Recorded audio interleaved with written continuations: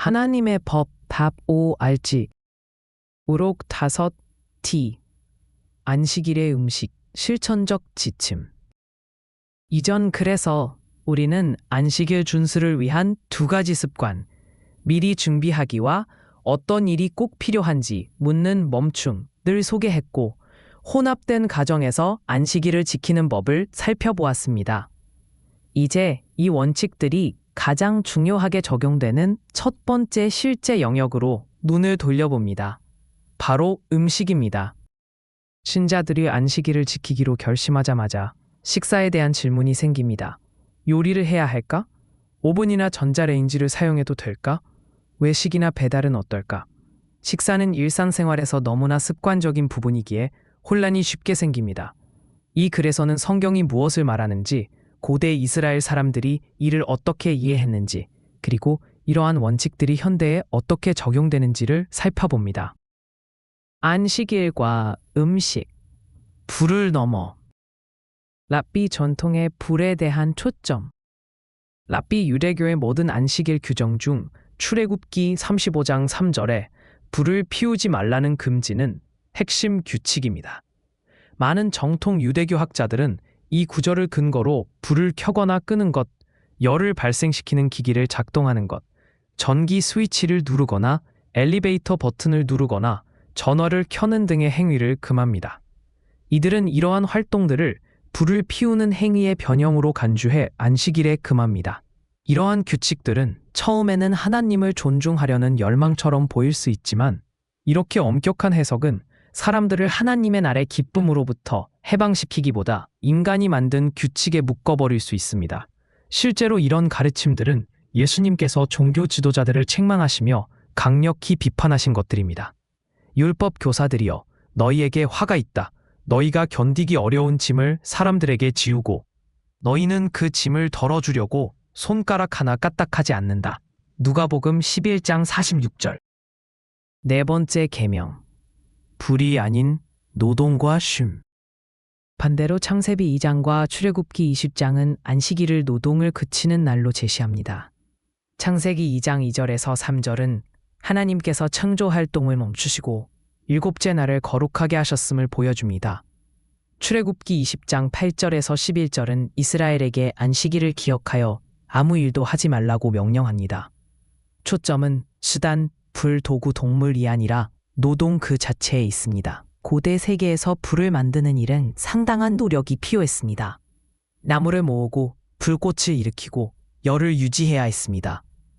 모세는 같은 요점을 설명하기 위해 다른 노동 집약적 작업을 언급할 수도 있었지만, 불이 아마도 일곱째 날에 일하고 싶은 흔한 유혹이었기 때문에 이를 예로 들었을 것입니다. 민수기 15장 32절에서 36절. 그러나 계명은 불 자체의 사용을 금하는 것이 아니라 일상의 노동을 멈추는 것에 초점을 맞춥니다. 히브리어로 샤밧은 그치다를 의미하며 이 동사에서 샤밧이라는 이름이 나왔습니다. 음식에 대한 상식적인 접근. 이 관점에서 볼 때 안식일은 오늘날 신자들에게 미리 음식을 준비하고 거룩한 시간 동안 힘든 활동을 최소화하라고 요구합니다. 정교한 요리나 처음부터 음식을 만드는 것, 다른 노동 집약적인 주방 활동은 안식일 전에 해두어야 합니다. 그러나 간단한 식사를 준비하거나 미리 조리된 음식을 데우는 등 최소한의 노력으로 사용하는 현대 기기, 스토브, 오븐, 전자레인지, 믹서기는 안식일의 정신과 일치합니다. 문제는 스위치를 켜거나 버튼을 누르는 행위 자체가 아니라 주방을 사용하는 방식이 거룩한 안식일에 평일의 노동을 만들어내는가 하는 점입니다. 안식일은 무엇보다 쉼을 위해 구별되어야 합니다. 안식일에 외식하기. 현대 안식일 준수자들이 가장 흔히 저지르는 실수 중 하나는 안식일에 외식하는 것입니다. 겉보기에는 휴식처럼 느껴질 수 있습니다. 어차피 요리를 하지 않으니까요. 그러나 네 번째 계명은 다른 사람들에게 당신을 위해 일하게 하는 것을 명백히 금지합니다.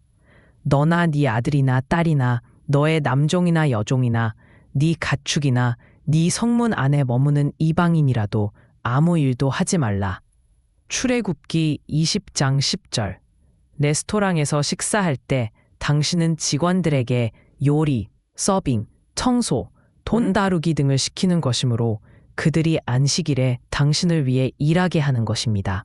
여행 중이거나 특별한 경우에도 이런 행위는 그날의 목적을 약화시킵니다. 미리 식사를 계획하고 간단하고 바로 먹을 수 있는 음식을 준비하면 다른 사람들에게 노동을 시키지 않으면서도 잘 먹을 수 있습니다. 음식 배달 서비스 사용하기. 같은 원칙이 우버이츠, 도어대시 같은 음식 배달 서비스에도 적용됩니다. 특히 피곤하거나 여행 중일 때 이런 편리함이 유혹이 될 수 있지만 주문을 한다는 것은 누군가가 물건을 사고 음식을 준비하고 운반하고 문 앞까지 배달하게 하는 것을 의미합니다. 이 모든 것이 거룩한 시간 동안 당신을 위해 수행되는 노동입니다. 이는 안식일의 정신과 다른 사람들에게 일하게 하지 말라는 명령에 정면으로 위배됩니다. 더 나은 접근법은 미리 계획하는 것입니다. 여행 시 음식을 챙기거나 전날 식사를 준비하거나 응급 상황을 위해 부패하지 않는 식품을 비축해 두십시오. 이렇게 함으로써 당신은 하나님의 계명을 존중할 뿐 아니라 그렇지 않으면 일하게 될 사람들의 존엄성도 존중하게 됩니다. 이 시리즈와 하나님의 율법에 관한 많은 다른 연구들은 하나님의 법.org에서 확인할 수 있습니다.